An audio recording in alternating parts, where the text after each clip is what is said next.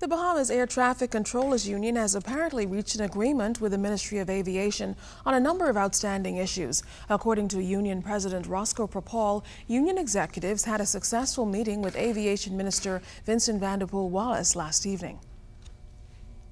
Issues was the issue related to the promotion. There was the issue with respect to outstanding industrial agreement, the building and the construction. We have temporary construction that is in need. The building is in need of repair. The minister was able to satisfy us that the Ministry of Works has been given a mandate to have the building repaired, and that the $70,000 necessary for the repairs have been allocated. Propal also indicated that promotions and the industrial agreement were discussed, although no timeline has been given for resolution. Regarding the work to rule, Propal says operations at the Lyndon Pindling International Airport should be back to normal. However, he says union members will have to determine the way forward. There was a mixed reaction to those to that position.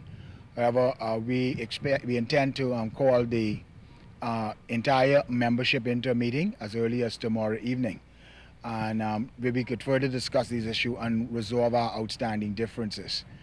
The delays at the airport encountered over the weekend, I think in some instance, as we investigate, were significant.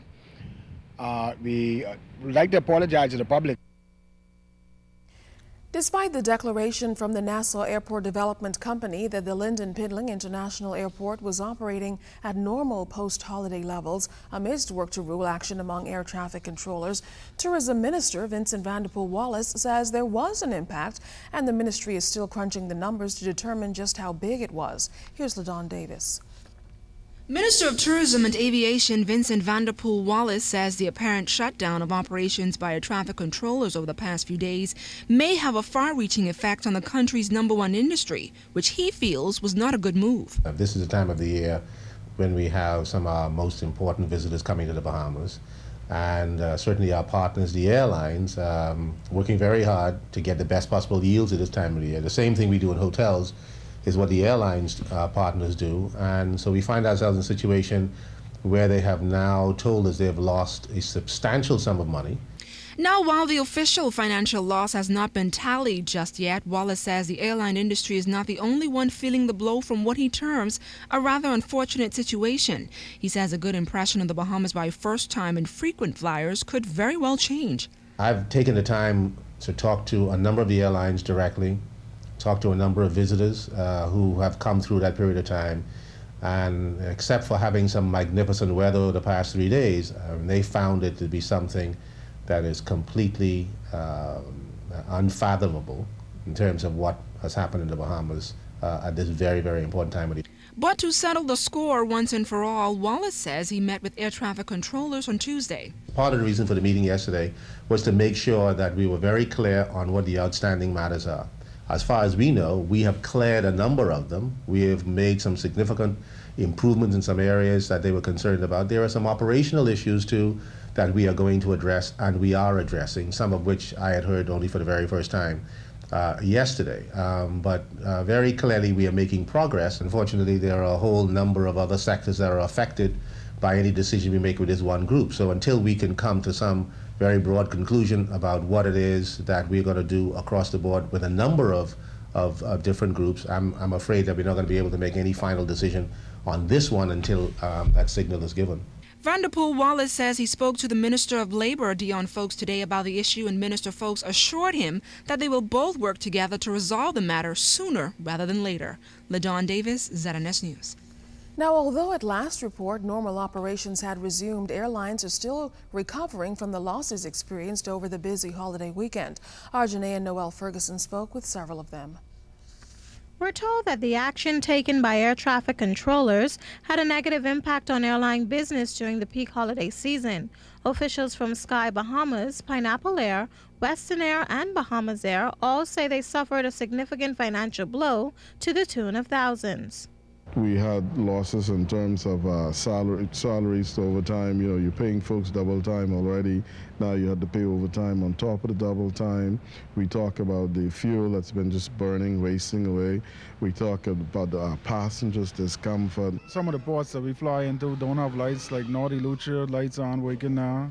Governor's Harbor, lights aren't working, and these are main airports. We go in there 3-4 times a day. So we've had to fly people into Roxanne, which is some hour and a half away from Naughty Lucia, to get the tourists down there. And just been a lot of fuel burning, wasted. It's costing the company more money on fuel because essentially, you know, aircrafts are running, fuel is burning, but they're not going anywhere.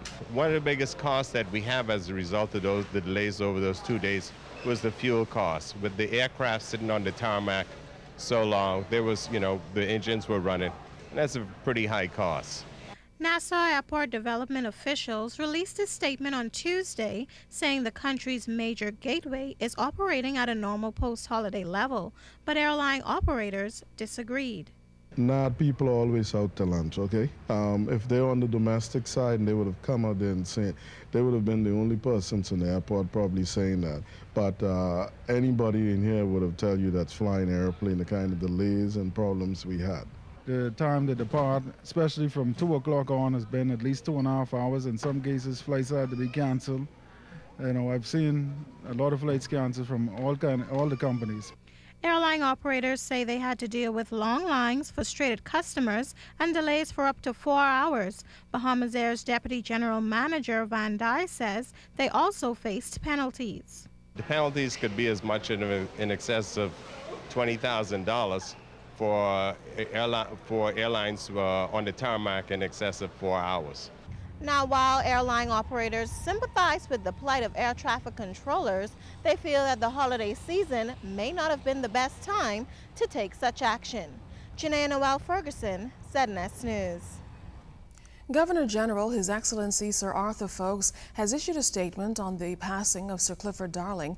Sir Arthur says it is with great sadness that he and his wife Joan learned of the death of Sir Clifford. Along with all the Bahamian people, he says they mourn the death of an outstanding Bahamian leader and nation builder. Sir Clifford's passing is also a personal loss, he says, as he was for years a colleague and for decades a good friend. Sir Clifford was among those extraordinary Bahamian leaders, Sir Arthur adds, who commanded the Bahamian stage during the history-making years of the 50s and 60s and played his considerable role with dedication and with his characteristic dignity. The Democratic National Alliance also joins hundreds of thousands of Bahamians throughout the country in mourning the recent passing of a man they call a great leader and nation builder. DNA leader Branville McCartney says Sir Clifford was a servant of the people as he played a pivotal role in the country's labor sector as well as in the modernization and transformation of the nation's public transportation system. The Baptist community also giving condolences today. A statement by the president of the National Baptist Missionary and Educational Convention, Reverend Dr. Anthony Carroll, says Sir Clifford's contribution to the building of our country is noted. The Baptists remember him as a committed churchman, unionist, politician, civil rights activist, and statesman, a man who served well his fellow man with a spirit of humility. Sir Clifford was paid tribute during the recent Baptist Month celebrations as a president's honoree. Reverend Carroll says the Bahamas is the better because of the sacrifices he made.